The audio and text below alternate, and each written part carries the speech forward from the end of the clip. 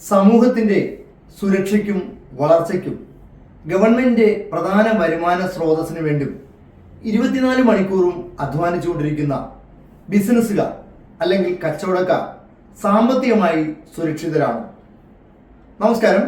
സേവനത്തിൻ്റെ 33 വർഷം പിന്നിടുന്ന invest for you സൊല്യൂഷൻസിലേക്ക് ഏവർക്കും സ്വാഗതം. ഞാൻ കെ ആണ്. മേൽക്കാണിച്ച കാര്യങ്ങൾ ഇന്ന് പരിശോധിക്കുമ്പോൾ ഒട്ടുമിക്ക കാര്യങ്ങളിലും ഒരു കച്ചവടക്കാരൻ യഥാർത്ഥത്തിൽ സാമ്പത്തികമായി സുരക്ഷിതനല്ല എന്നാണ് കാണിക്കുന്നത്.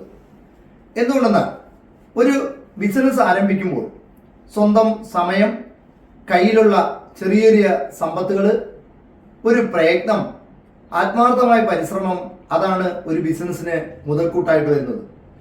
ബിസിനസ് വളരുംതോറും സ്വാഭാവികമായിട്ടും പലപ്പോഴും ആശയങ്ങൾക്കനുസരിച്ച് സമ്പത്തില്ലാതെ വരുമ്പോൾ പല സ്ഥലങ്ങളിൽ നിന്നും കടം വാങ്ങിക്കുകയും അല്ലെങ്കിൽ ബാങ്കുകളിൽ നിന്ന് ലോൺ എടുക്കുകയും ഓവർ ഡ്രാഫ്റ്റ് എടുക്കുകയും ചെയ്തുകൊണ്ടാണ് ബിസിനസ് മുന്നോട്ട് പോകുന്നത്. ഈ സന്ദർഭത്തിൽ ഇന്നത്തെ ഒരു ബിസിനസ് കാലഘട്ടത്തിൽ ഞായറാഴ്ചകളിൽ പോലും കച്ചവടക്കാർ ബിസിനസ്സിന് വേണ്ടി രംഗത്തിറങ്ങുന്ന സന്ദർഭങ്ങളാണ്. ഇവിടെ ഏതെങ്കിലും ഒരു ഘട്ടത്തിൽ ഒരു പ്രതിസന്ധി ഉണ്ടാകുമ്പോൾ ആ ബിസിനസ് നിന്നുപോവുകയോ അല്ലെങ്കിൽ ഏറ്റക്കുറച്ചിൽ ഉണ്ടാകുമ്പോൾ കടബാധകൾ പരിഹരിക്കാൻ കഴിയാതെ പലപ്പോഴും ബിസിനസ് സംരംഭം തന്നെ നിന്നു പോകാറുണ്ട്. അതിന് ഏറ്റവും വലിയ ഒരു ഉദാഹരണമാണ് വർക്കീസ് പ്രൊവിഷണൽ മാർക്കറ്റ്. ഇന്ന് ഏതാനും ചില കാര്യങ്ങളാണ് നമ്മുടെ ശ്രദ്ധയിലേക്ക് കൊണ്ടുവരേണ്ടത്. പലപ്പോഴും തിരക്ക് കാരണം നമ്മളുടെ സ്വന്തം ആരോഗ്യം ഒന്ന് പരിശോധിക്കാൻ നമുക്ക് സമയം കിട്ടാറില്ല. ഒരു സാമ്പത്തിക സുരക്ഷ പരിശോധിക്കാൻ ഒട്ടുമേ സമയവും കിട്ടാറില്ല. ഒപ്പം തന്നെ അതിനുവേണ്ടി ഒരു പരിശ്രമവും നടക്കാറില്ല എന്നുള്ളതാണ് വാസ്തവം.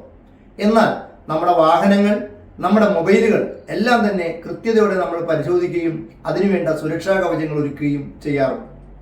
ഇവിടെ ഒരു ബിസിനസ്സുകാരൻ ഒരു സ്ഥാപനം തുടങ്ങി കഴിയുമ്പോൾ തന്നെ അദ്ദേഹത്തിൻ്റെ ജീവിതയാത്രയിൽ അദ്ദേഹത്തിലൂടെ ആർജിക്കാവുന്ന വലിയ സമ്പത്ത് മുൻകൂട്ടി കണ്ടുകൊണ്ട് തന്നെ ശരിയായ ഒരു ഇൻഷുറൻസ് പരിരക്ഷ അദ്ദേഹത്തിന് ആവശ്യമാണ്.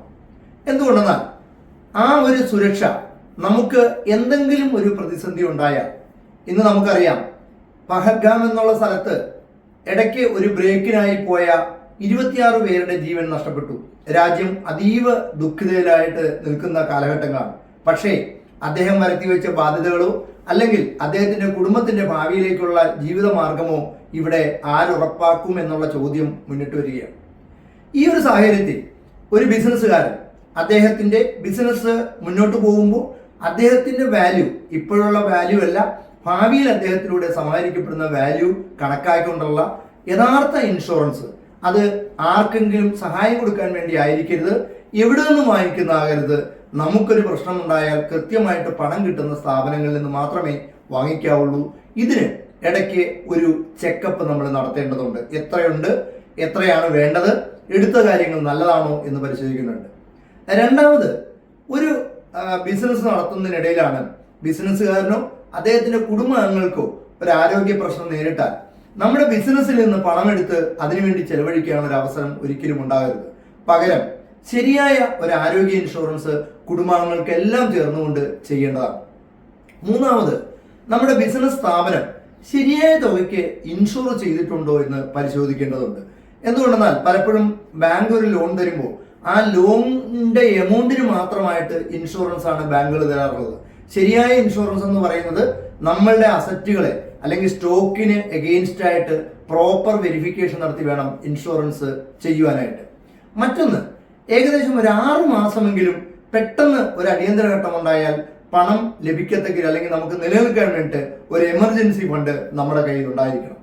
ഇതിനുശേഷം നമ്മൾ ഉറപ്പായിട്ടും ചെയ്തിരിക്കേണ്ട ഒരു കാര്യമാണ്, ഭാവിയിൽ ഏതെങ്കിലും ഘട്ടത്തിൽ നമ്മുടെ ബിസിനസ്സിൽ നിന്ന് നമ്മൾ മാറി ഒരു വാർദ്ധക്യകാലം ആസ്വദിക്കാൻ ആഗ്രഹിക്കുമ്പോൾ മറ്റാരുടെയും, നമ്മുടെ കുട്ടികളുടെ പോലും മുമ്പിൽ പണം ചോദിക്കാനുള്ള അവസരമില്ലാതെ തുടക്കത്തിൽ തന്നെ നമുക്ക് വേണ്ടിയിട്ട് ഒരു പെൻഷൻ ഫണ്ട് ആരംഭിക്കുക എന്നുള്ളതാണ്.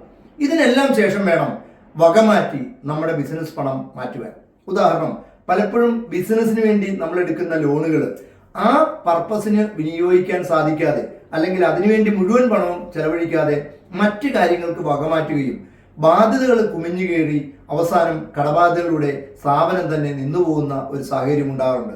ഇവിടെ ശരിയായ ഒരു ഫൈനാൻഷ്യൽ ചെക്കപ്പ് നൽകുവാനും അതിലൂടെ നിങ്ങൾക്ക് വേണ്ട കാര്യങ്ങൾ മനസ്സിലാക്കി തരുവാനും മികച്ചത് പറഞ്ഞു തരുവാനും കഴിഞ്ഞ 33 വർഷത്തെ സേവനങ്ങളുമായി ഞങ്ങളുണ്ട്. മികച്ച പദ്ധതികളും സേവനങ്ങളുമാണ് ഞങ്ങളുടെ സവിശേഷത. ഒരിക്കൽ കൂടെ ഇത് ശ്രവിക്കുന്നവർക്ക് നന്ദി അറിയിക്കുന്നതോടൊപ്പം തന്നെ ഇത് ഒന്ന് ലൈക്ക് ചെയ്യുവാനും അത് സബ്സ്ക്രൈബ് ചെയ്യാനും ഷെയർ ചെയ്യാനും താല്പര്യപ്പെടുന്നു.